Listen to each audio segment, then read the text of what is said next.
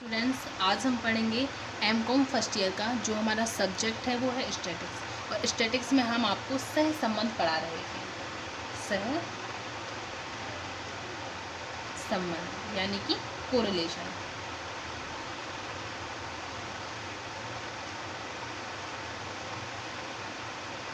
जिसको हम small are से प्रदर्शित करते हैं।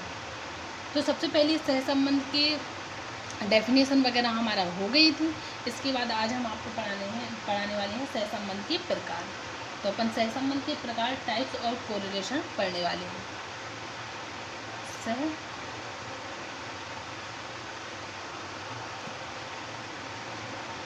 संबंध के प्रकार, टाइप्स ऑफ कोरिलेशन। सबसे पहले सह संबंध के प्रकार को हमने 3 भागों में डिवाइड कर दिया है। कौन कौन से? पहला है हमारा, इसको 3 पार्ट्स में हम इसको डिवाइड कर देंगे। डिवाइड करने के बाद तो जो हमारा पहला है वो है धनात्मक एवं ऋणात्मक सह संबंध। धनात्मक तथा ऋणात्मक सह संबंध। दूसरा है हमारा सरल, आंशिक तथा बहुगुणी सह संबंध। सरल, आंशिक तथा बहुगुणी सह संबंध। एंड तीसरा और लास्ट है हमारा रेखीय तथा अरेखीय सह संबंध। रेखीय तथा अरेखीय सह संबंध। तो जो हमारे सह संबंध के प्रकार होते हैं वो 3 प्रकार के होते हैं। पहला हमारा धनात्मक तथा ऋणात्मक सह संबंध है। दूसरा हमारा सरल, आंशिक तथा बहुगुणी सह संबंध है। तीसरा हमारा रेखीय तथा अरेखीय सह संबंध है। तो सबसे पहले अपन पढ़ेंगे धनात्मक तथा ऋणात्मक सह संबंध क्या होता है।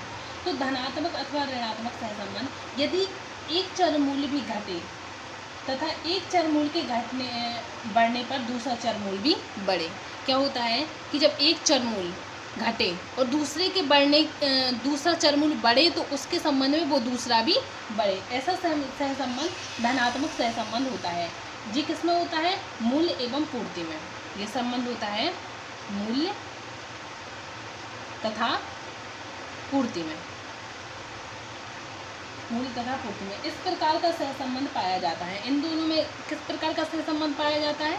धनात्मक सह संबंध पाया जाता है। यदि किसी वस्तु का मूल्य बढ़ता है तो उसकी पूर्ति भी बढ़ जाती है। यदि किसी वस्तु का मूल्य बढ़ेगा तो मूल्य के साथ साथ उसकी पूर्ति भी बढ़ जाती है, और वस्तु का मूल्य घटने पर उसकी पूर्ति भी कम हो जाती है। सीधी सी बात है, उसका मूल्य बढ़ा, पूर्ति क्या हो गई? बढ़ गई। जैसे जैसे उसका मूल्य बढ़ता जाएगा पूर्ति उसकी बढ़ती जाएगी, और अगर मूल्य घटा, सीधी बात है उसकी पूर्ति घटती जाएगी, नीचे की तरफ चलती जाएगी। तो किसी भी वस्तु का मूल्य बढ़ा तो पूर्ति अपने आप बढ़ जाएगी, और मूल्य घटा तो पूर्ति अपने आप घट जाएगी। तो इस प्रकार का सहसंबंध धनात्मक सहसंबंध कहलाता है, जो कि मूल्य और पूर्ति के बीच में पाया जाता है। दूसरा आता है अपना ऋणात्मक सहसंबंध। उस दशा में होता है जब एक चर मूल्य के घटने पर दूसरा चर मूल्य बढ़ता है तथा उस चर मूल्य के बढ़ने पर उस चर मूल्य में कमी आ जाती है। इस प्रकार के सहसंबंध को विलोम सहसंबंध भी कहते हैं। कौन सा सहसंबंध कहते हैं?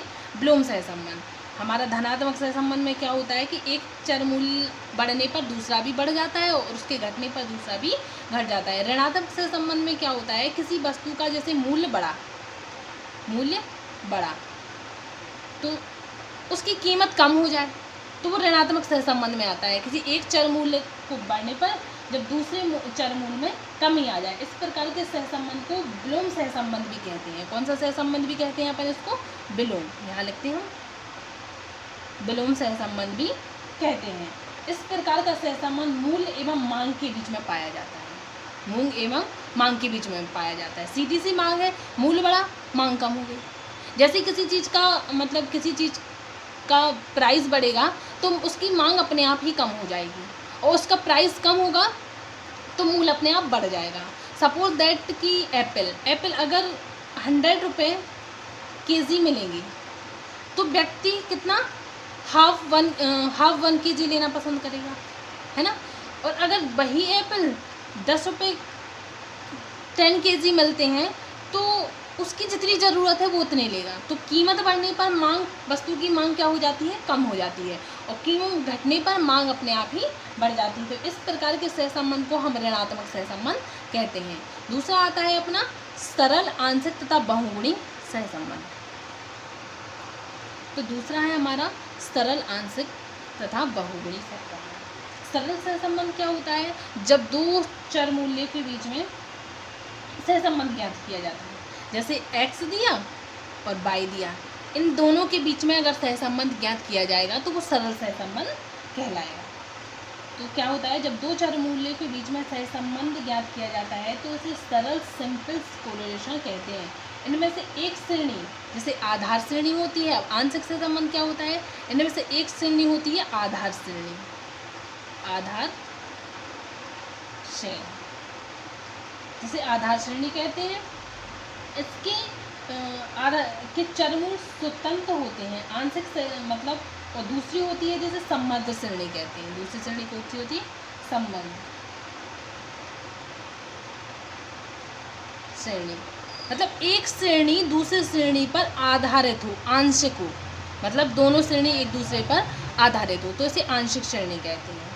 तीसरा आता है अपना बहुगुणी सहसंबंध। बहुगुणी सहसंबंध क्या कहलाता है कि जब कोई तीन चीज़ें एक दूसरे पर आश्रित हों, जैसे कृषि उपज वर्षा और प्रयुक्तिकरण खाद। मतलब क्या होता है, कृषि के लिए कृषि भी चाहिए, तीसरा है ये हमारा, है ना, बहुगुणी सहसंबंध। कृषि, उसके लिए कृषि के लिए वर्षा चाहिए प्लस खाद चाहिए। ये तीनों एक दूसरे से क्या है, आश्रित हैं। ये तीनों एक दूसरे पर क्या है, आश्रित। तो ये कौन सा सहसंबंध होगा हमारा, बहुगुणी सहसंबंध। एक बार और समझते हैं हम। सरल सहसंबंध किसको कहते हैं, जब दो चर मूल्यों के बीच में सहसंबंध ज्ञात करना होता है तो वो सरल सहसंबंध कहलाता है। आंशिक, जब दो श्रेणी आधार श्रेणी और संबद्ध श्रेणी एक दूसरे पर आधारित होते हैं तो ये आंशिक सहसंबंध कहलाता है। और बहुगुणी सहसंबंध जब तीन चीज़ें एक दूसरे पर आश्रित हों, जैसे कृषि के लिए वर्षा चाहिए, वर्षा खाद भी चाहिए, तो तब जाके कृषि होगी। तो ये तीनों चीज़ें एक दूसरे पर आश्रित है, तो ये हमारी बहुगुणी सहसंबंध में आएगा। नेक्स्ट है हमारा रेखीय तथा अरेखीय सहसंबंध। तो सबसे पहले पढ़ेंगे अपन रेखीय सहसंबंध। पहला अपना कौन सा है, रेखीय। रेखीय सहसंबंध क्या होता है, यदि दो चर मूल्यों में परिवर्तन का अनुपात समान होता है। परिवर्तन का अनुपात कैसा होता है, समान होता है, तो उनमें रेखीय सहसंबंध होगा। उनका संबंध एक सरल रेखा से व्यक्त किया जाएगा, जो कि उनमें सहसंबंध अंकगणितीय वृद्धि झलकती है। क्या होता है, जब दो चर मूल्यों के बीच में मध्य में परिवर्तन का अनुपात समान होता है। परिवर्तन का अनुपात कैसा होता है, समान होता है, तो उसे रेखीय सहसंबंध कहते हैं। अरेखीय सहसंबंध किसको कहते हैं, अरेखीय सहसंबंध जिसे वक्र रेखीय सहसंबंध भी कहते हैं। इसमें क्या होता है, एक चरमूल के परिवर्तन की मात्रा दूसरे चरमूल के परिवर्तन की मात्रा का एक अनुपात में नहीं होगी। मतलब दोनों चरमूल के मात्राएं कैसी होंगी, अनुपात में नहीं होंगी।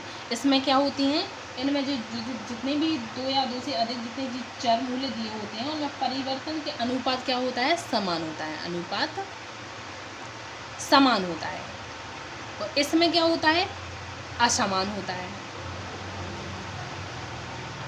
असमान होता है।